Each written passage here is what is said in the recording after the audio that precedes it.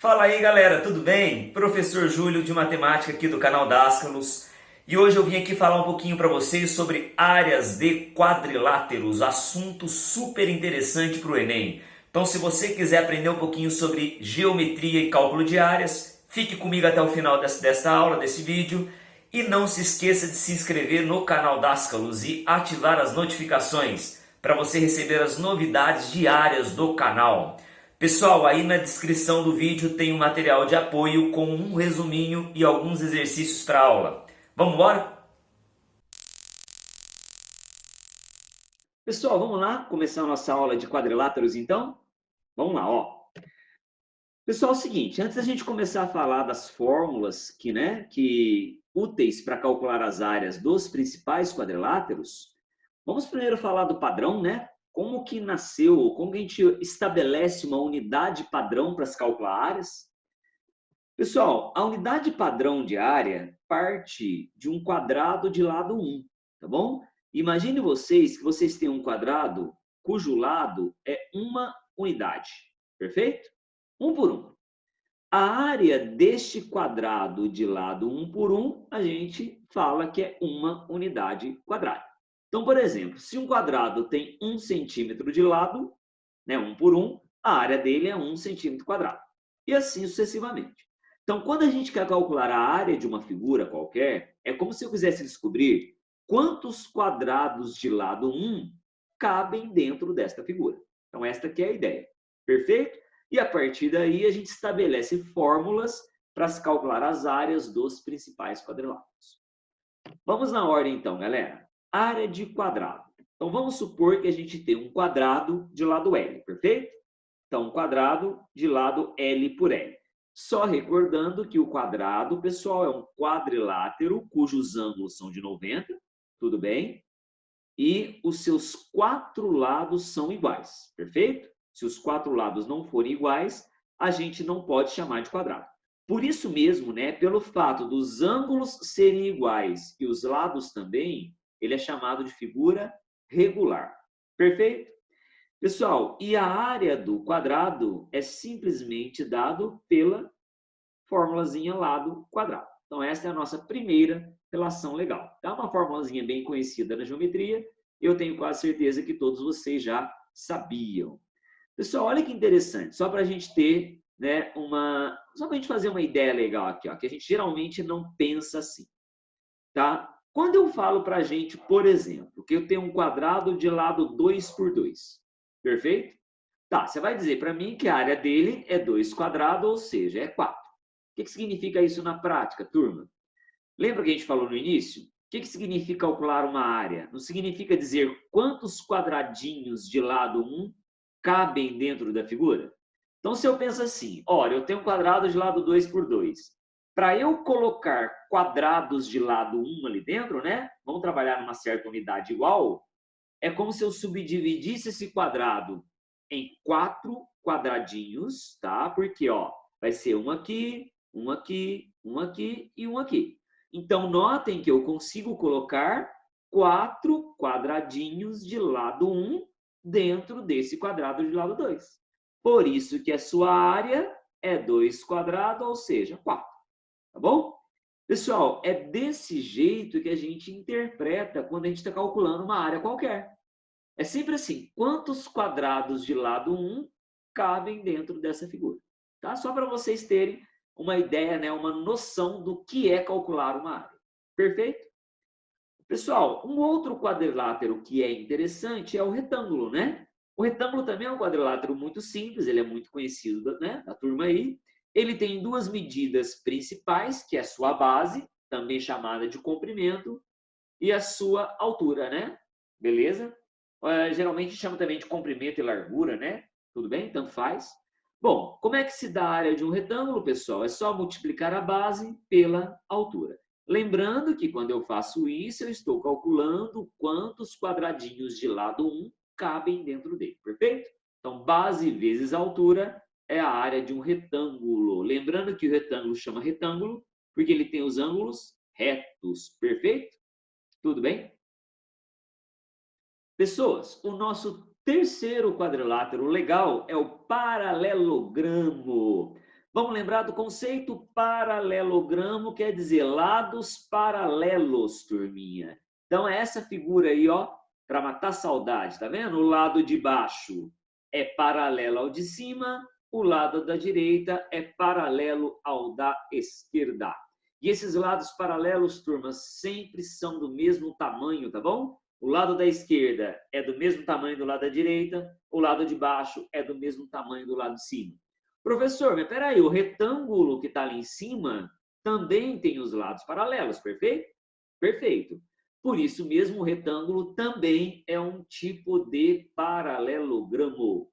Sossegado?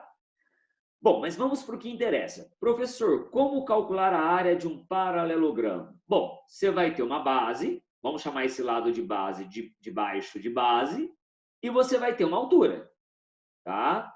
A diferença do retângulo, turminha, é que o lado do paralelogramo, que não é retângulo, ele não forma ângulo reto com a base. Tá bom? Então, nós vamos considerar essa linha pontilhada, essa medida que vai do vértice de cima formando ângulo reto com a base. Essa medida é a altura do paralelogramo. Pessoal, e a fórmula é a mesma do retângulo, tá bom? A área vai ser base vezes a altura do mesmo jeito, tá bom? Ah, professor, então quer dizer que o retângulo e o paralelogramo, eles têm a mesma fórmula para se calcular a área? Sim, porque ambas as figuras são paralelogramos. A diferença é que no retângulo, o lado dele já é a altura. No paralelogramo, não. Então, fique esperto quanto a isso. Fechou, turma? Beleza? O nosso terceiro quadrilátero bonitinho é o losango. Professor, lembra para a gente o conceito de losango? Pessoal, losango é o quadrilátero que tem os lados congruentes. Tá? O que quer dizer a palavrinha congruente, professor Júlio? De mesma medida. Então, todo quadrilátero que tem lados de mesma medida é um losango. Perfeito, turma? Então, olha aqui, ó, esse lado tem a mesma medida desse, que tem a mesma medida desse, que tem a mesma medida desse. Lembrando que o losango também é um tipo de paralelogramo. Perfeito? Bom, professor, mas como é que a gente calcula a área do losango? Para isso, nós vamos usar as suas diagonais, tá? Então, acompanha comigo aqui na figura, ó. A distância que vai do vértice de cima até o de baixo, galerinha, é a maior diagonal desse losango, perfeito? E a distância que vai do vértice esquerdo até o direito seria a menor diagonal do losango, tá bom? Então, todo losango tem uma diagonal grandona, desculpa que o desenho ficou meio tortinho, que eu vou chamar de desão, e tem uma diagonal pequenininha, tá? Que é essa medida que eu vou chamar de desenho. Então, você tem o desão e o desenho, que são as duas diagonais dele, tá? E a área de um losango, galera, é desão vezes desenho sobre 2, tá bom? Então, esta aqui é a fórmula para a gente calcular a área de um losango. Joia, turma? E finalizando, o nosso último quadrilátero legal, né? O último quadrilátero legal é o trapézio, tá? Professor, um trapézio, para ser trapézio, ele tem que ter bases paralelas, tá? Bases paralelas. Se você não conseguir identificar bases paralelas, você não tem um trapézio, tá bom? Então, por exemplo, essa figura aí é um esquema de um trapézio, né? A ilustração de um trapézio. Tá vendo o lado de baixo? Ó? O lado de baixo, ele é paralelo ao lado de cima. Então, esses lados paralelos do trapézio a gente chama de bases. Nós vamos chamar de base maior e base menor. Perfeito? E aí, turminha, a gente tem uma distância entre as duas bases, tá? Chamada de altura, tá bom? Então, a distância entre as bases do trapézio é a altura do trapézio. E a sua área é a soma das bases, acompanha lá, ó, vezes a altura dividido por 2. Então, esta é a maneira da gente calcular a área de qualquer trapézio. Base maior mais base menor vezes a altura sobre 2. Tá anotado aí no seu resumo? Pessoal, estes foram os 5 quadriláteros, né, que a gente comentou na aula e que eu acho interessante você saber, né, como calcular a área de cada um deles para você fazer um bom Enem. Para a gente finalizar, eu vou fazer com vocês um exemplo, tá? Para a gente ilustrar e brincar um pouquinho de calcular as áreas. Pessoal, esse exemplo aqui é do Enem de 2016, tá? Vamos ler? Um casal e seus 2 filhos saíram com um corretor de imóveis com a intenção de comprar um lote onde futuramente construiriam, né, sua residência. No projeto da casa que esta família tem em mente, irão necessitar de uma área de pelo menos 400 metros quadrados. Após algumas avaliações, ficaram de decidir entre os lotes 1 e 2 da figura, em forma de paralelogramos, né? Perfeito, galerinha lá, ó.